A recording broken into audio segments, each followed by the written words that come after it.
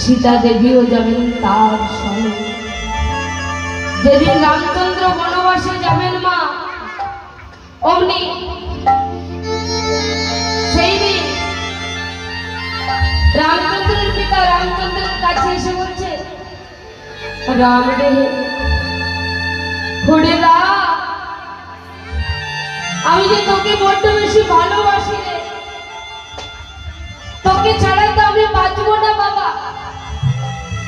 তাই বনে ডাকতে ডাকতে যদি কখনো শুনিস তোর এই বৃদ্ধ পিতা মারা গেছে রে, সেদিন তুই কি করবি জানিস না?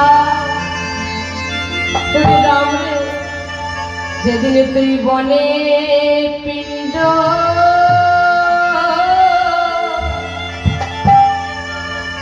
পিণ্ড দিয়ে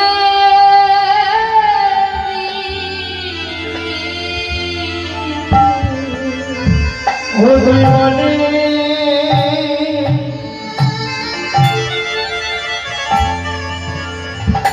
বনে পিণ্ড দিয়ে